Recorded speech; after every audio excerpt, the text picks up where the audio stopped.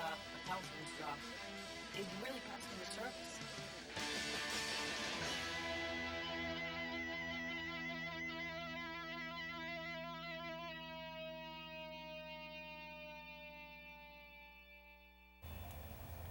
Hi, welcome to the LynnCAM TV Show, a show which focuses on organizations right here in the city of Lynn. Here with me today from the Lynn Museum, we have Drew Russo, Executive Director, Nicole Britt, and Britt Bowen.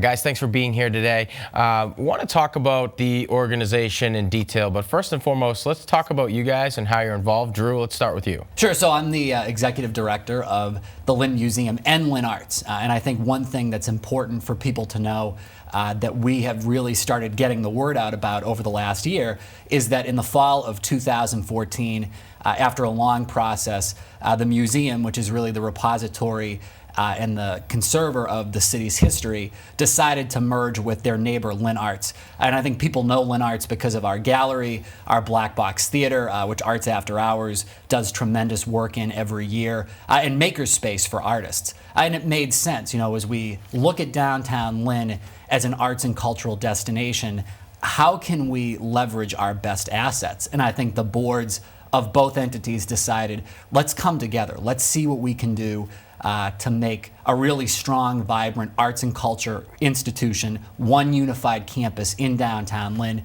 I was actually given the honor and privilege, really, of leading that merger. I was hired in April. I started in May, and I'm 3.5 months in on the job, having a great time, learning about our vast and excellent collection, which Britt will talk about in a few moments. We've done some amazing programming.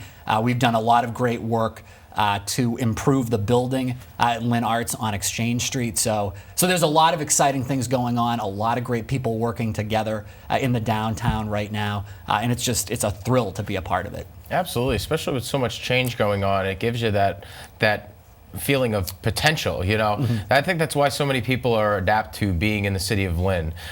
They see that there's tons of potential, untapped potential. And, you know, here in Lynn, whether or not our citizenship knows it, there's an outstanding history here with a lot of culture. So it'll be interesting to see what you can do throughout your career. Nicole, we've had you on the show before, did an outstanding job with what's happening. I want to talk to you about your responsibilities. Now, you're the education program specialist over there. What does that entail? Basically, what I do is a combination of working with different schools for educational programs. I work with the general public to do more all-encompassing things from storytelling all the way up to trivia nights and beer tastings. And then another aspect of my job is I do the research that is different requests that come through to the institution, everything from genealogy to photographic research. My background is actually in history. I have my master's in history, specifically American history in the 19th century. So the Lynn Museum is just absolutely a huge resource of that type of information. So it's fun for me to be able to kind of engage in those different interactions, to work with school students on some of these materials, all the way up through anyone who comes to visit us. You know, you do an outstanding job in your job because you take it so seriously. And, you know, a lot of people don't look at history like it should be taken seriously because it's like it's already happened. But it's impossible to understand where you are without knowing where you came from. And, I mean, your work is really attributed to that phrase just as itself. You got to really know where it came from. You got to know about the details, how it came about, you know, the importance and the struggle even that they dealt with back then. So history preservation, a big part of it, and historian. As a historian, what's your favorite aspect of history?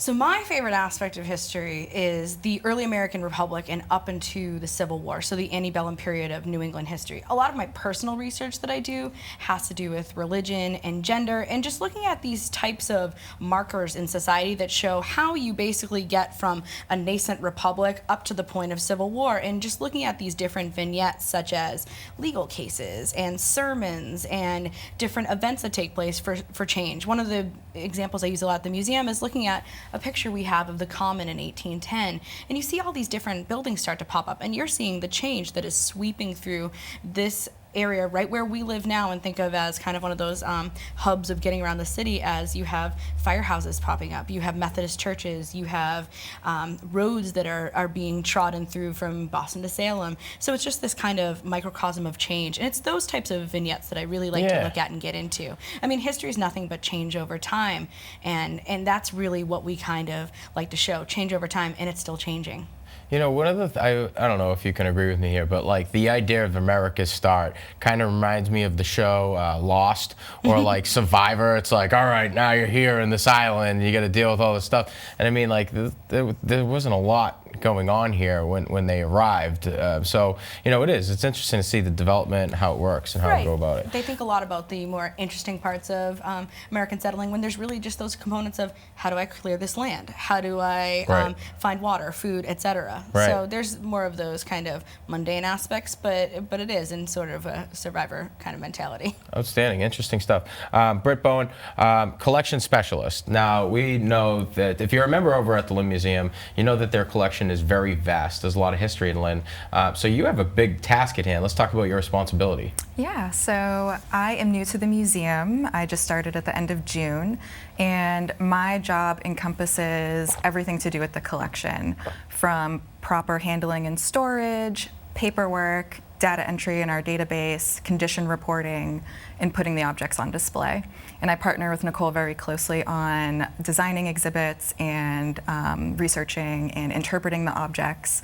So it's really a dream job for someone who's interested in collections, and I'm very excited to join the Lynn Museum. Yeah, there's going to be a certain level of just excitement that you get when you get like an artifact or something small, in the history behind it, the story, the people who touched that. That was always something that really stood out to me. It's like you find an old rock and it's like smooth, it looks like some guy was holding it, and you're like, I wonder who had this rock before me. And, you know, that's what I always kind of like really liked about the museum, is you go and you're like, oh, who used this hammer and who pounded these nails? So the Lynn Museum, we're just talking about the merger, Lynn Museum and LynnArts, now working together to bring history, culture back to the downtown Lynn area. They're located at 590 Washington Street. You can reach out to them, 781-581-6200. You can also jump online right now if you'd like to find some more detail, LynnMuseum.org. So I want to talk a little bit about the overall mission. What's the purpose? I mean, why does a place like the Lynn Museum exist? Well, I mean, I think a place like the Lynn Museum exists, I think, primarily in this community because, as you've said, Sean, and I think as Nicole and Britt have talked about, we have an incredible history. You know, from the early settlements to the role that Lynn played in the abolitionist movement, the rise of the shoe industry and the Industrial Revolution, you know, what GE was able to bring here, the birthplace of the jet engine. Right now, our baseball exhibit. You know, you think about baseball, it's our national pastime, it's America's favorite pastime, that's the title of the exhibit. We're giving it a Lynn perspective because a lot of great things have happened in Lynn, whether it was the WPA building Frazier Field, the minor league franchises that we have right now, people like Bill Terlicki and their group with the Navigators that are trying to bring it back to Lynn. We just have an incredible history here. And now with the LynnArts merger, we can sort of see history happening on a daily basis with the new creations, with the performing arts, with Arts After Hours and their productions, which I talked about earlier. School of Rock is a new tenant of ours on the second floor, which is an innovative music program for young adults. I think everybody has probably seen the Jack Black movie from the mid-2000s, and that's bringing young men and women in from around the region. It's not just Lynn, it's kids coming from Marblehead, Swampscott, places like Stoneham, coming for a cultural experience in downtown Lynn. So I think, you know, in this day and age, when we're looking at economic development, when we're looking at, you know, what can we do in these gateway cities to sort of adapt to a changing economy, how do we attract young professionals, people like Britt, who's from the area, but when she and her partner were trying to figure out where they were going to live, they chose to be in Lynn. And part of the reason that she chose to be here is that she knew that we had a vibrant and thriving arts and culture district growing, and that the museum and LynnArts were a part of that. So, I mean, I think that, you know, moving forward, institutions like ours, especially as we come together and we really amplify that historical and that arts and culture mission can go a long way, not only to serving the needs of our community, which we want to do, but also to bring people in from other communities, to show them that they can have a cultural experience in downtown Lynn. And afterwards, they can go to Rossetti's or the Blue Ox or O'Sullivan's or some of the many great Casa Antigua, the great restaurants that we have downtown, and make it a really comprehensive, positive Lynn experience. Yeah, I mean, you hit the nail on the head, and we've got two things that we're talking about here. We're talking about community versus culture. And, the North Shore, like many other places throughout the world, I mean, it's always like, oh, you're from that town, I'm from this town. We've got a bit of a rivalry. But when we're talking about, culture versus community, I mean, that's really what it is. When people look at this region, New England, they're not looking at it like the North Shore, South Shore. Although those places are very different, there's a significant culture that exists within this region of America that we all kind of take part in. So what you're doing is, you guys are bringing, other communities together through a gateway community like Lynn. I mean, Lynn, you never come out the way you went in. That's attributed to how many different streets and venues you can come into the city. People are here every day. And there's enormous pride in this community. For many years, I worked at St. Mary's in the alumni office, and I would travel around the country and I would meet different alumni from all over the place. And even in my own travels when I lived outside the city, I felt like I was always meeting people from Lynn. And even if they hadn't lived here for 50 years, they were proud to be from this city. So I think when you look at something like the Lynn Museum, particularly in LynnArts, particularly from the historical perspective, the constituents of the museum just aren't just the people that are living in the community right now, but they're the people that are from here, that helped to build this history, that are part of that creation. And we do have a very unique and interesting and I think very proud culture that's developed in this city, a real strong affinity for Lynn, which it doesn't matter if you just moved here a few months ago, or if you've been away for 40 or 50 years, or you've lived here your whole life. I mean, one of the things that was always really shocking to me is when people would be like, where are you from? And I'd be like, Lynn. And they'd be like, oh, I know Lynn. And it's like, and you do? Well, that's cool. And I didn't even know how big of a role Lynn played in America's history, let alone just its own. But there are a lot of people who are excited about this community, and they see the potential that has been untapped here. We've got the waterfront, we've got the downtown area. You're starting to see condos pop up, and people are actually showing there's a certain appreciation being a citizen here in the city. And not only that, it's like everybody has a right to live wherever they want, but when you live here, and if you're a homeowner in Lynn, I mean, that's your privilege. I mean, you're a lucky person to be doing that. And I mean, sooner or later, we're not even gonna have places to bury all these people too, because we've been around here forever. I could go on forever. I love the city. You guys love the city. You guys are all very smart, by the way. I'm a little intimidated right now. I want to talk about just the museum as a whole. So the programs, the services that you offer, field trips, that's a big part of it. I always remember going down to the field trips at the Lynn Museum when it was located off of Essex Street, way back in the Green day. Street. Yeah. When Lynnopoly had just come out, it was like a big deal. Now Lynnopoly, everybody's got coffee. But yeah, let's talk about some of the programs and services that you guys offer for our viewership at home. For those who maybe, why would I want to come down there? What do you guys have to offer? Well, I mean, I think that, obviously, and I want to let Nicole talk about this in a moment, because one of the things that we're most excited about is how do we build up our school programs? And I got to give a lot of credit to Superintendent Latham. I had a meeting with her early on in my tenure, and we talked about how can we bring more Lynn students into the Lynn Museum. And she's really been a partner in sort of figuring out that effort. And there are other stakeholders as well, North Shore Community College, developing programs that can bring students and families into the museum. We do free family days. We had a great one where Nicole and I were both out doing an old time. This is for the baseball exhibit. And I played baseball badly in the Eastland Little League and at St. Mary's. But I was out there. I actually got a hit with the wiffle ball. But playing with kids, but playing ball with kids, and it was a diverse group of kids. It was kids that were a good cross section of our community. And that's been the great thing about baseball, because baseball is really, particularly I think for the new American communities that are coming into Lynn, it's a wonderful cross-cultural and really uniting experience, and we saw that in that family day. So I think it's developing even stronger programs that not only reach out to the people that live here, but want to bring people in from the outside too.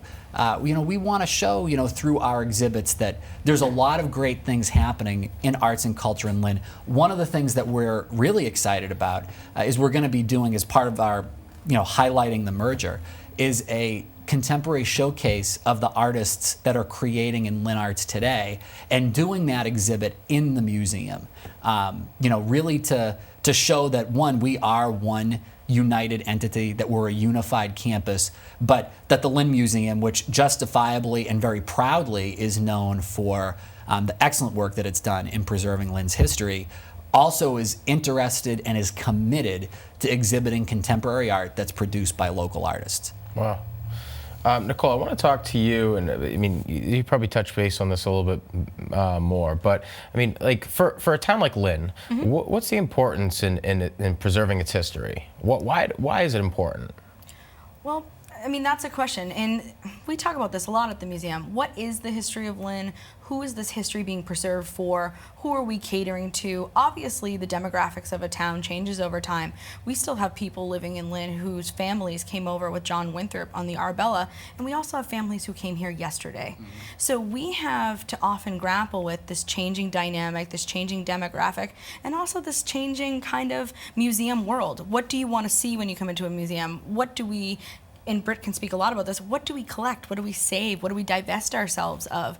And whose history? Whose history are we representing? So one of the challenges, even in our school programs and the different programming we do, is how do we speak widely to an audience? And I know Drew's mentioned our baseball exhibit. That catered to your baseball enthusiast. I also did a lot of work on how the Civil War and the rise of baseball was really a big cause of that, and that kind of appealed to some of our history buffs. And then we also had some different interactive things which appealed to the kind of museum goer that just wants to interact and have a good time on a Saturday. Yeah. So the question of why is preserving the history, it's important to know where you are, what the city is, where you come from. It fosters a sense of pride. It makes people like Drew and myself want to stay here in Lynn and buy homes, and people like Britt come and establish their career here. And I think it's also just a wonderful place to have community events and to be surrounded with some really exceptional artifacts that give you a sense of who you are, where you came from, and where you're going. Britt, I want to talk to you about collections and your love for them. Has this been something that's been going on your whole life? Have you always been a collector? Well, it's kind of a funny story. I haven't always been a collector per se, but I really enjoy collections management and the organization of collections, because I really feel like museums exist to be stewards of culture and art and whatever their mission is for. So instituting excellent collections management is very important for museums to function. The Lynn Museum is currently undergoing a really massive cataloging initiative for the first time in our history, and it's amazing every day the objects that we discover within our own collection that have never been exhibited before, and it's really generating new ideas for future exhibits and different ways that people can interact with collections. We are hoping to do behind-the-scenes collections tours in the future. So there's a lot of new ideas happening in the Lynn Museum. It's very exciting. Are there a group of collections that you prefer over others at the Lynn Museum? That's a great question. Well, so I love them all. I do love them all. Well, so I've been here for only about 2 months, so I'm still really getting to know the collection at the Lynn Museum. But we have an excellent textile collection, paintings, objects, industrial objects, machinery, firefighting equipment. So we have a really wide range, a very diverse collection. So I don't think that I have a particular favorite subject at the moment, but I'm really looking forward to getting to know the collection and working with it on a daily basis. I want to talk about Lynn's history just in general, and what some of our favorite times are, decades, so to say. I was always a big fan of the 20s. For some reason, I feel as though that's when I should have been born. I should have been around then, because that would have been really fun. But I mean, there's a lot of history. It's like, in America's timeline, right? So you've got, the beginning and where we are today. Like, Lynn's probably got a couple of little blips in there. And one of my favorite things is, learning about Lynn was the saying is, a lot of people say, Lynn, Lynn, city of sin. You never come out the way you went in. And a lot of that has, people take that the wrong way. I mean, a lot of it has to do with the entertainment that was available here. And, not what had happened up in the Highlands during the 80s. A lot of people believe that, Lynn is this place where it's just, it's corrupt, and you're going to come here and you're going to turn into a bad person. We'll give you water, but it's actually gin. I don't know. I've been hearing them all.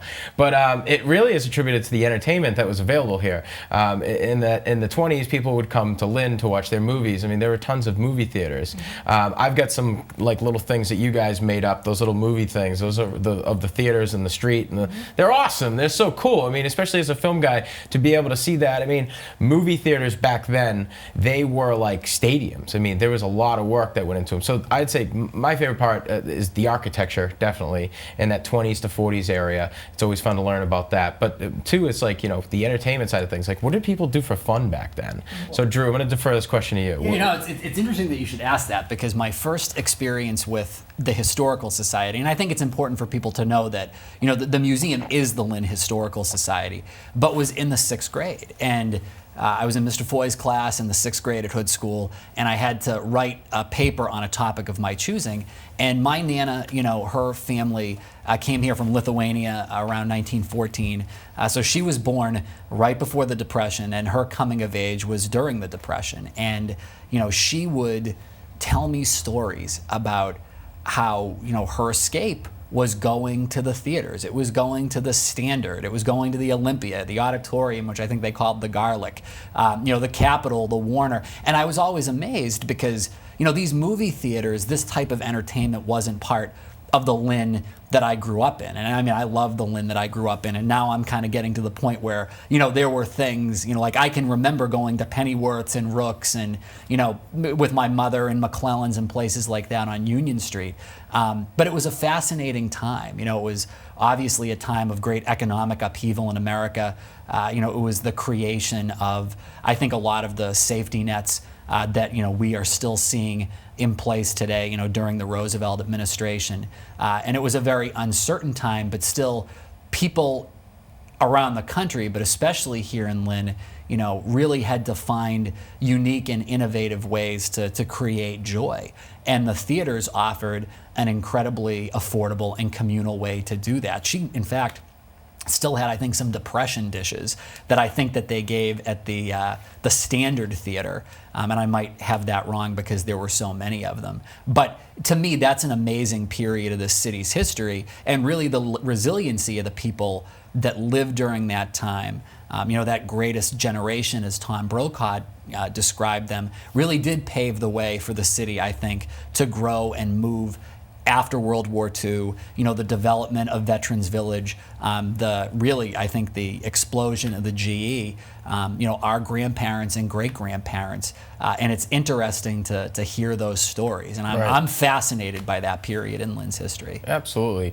Yeah. There's a certain part of me that really, there's no way that you can pay back that generation. Mm-hmm. There's no way. You can't give them any money. You can't give them any. I mean, benefits would be nice because they are in a situation where they could utilize that stuff. But I'd say the only thing that we can do is give them a reason to be proud.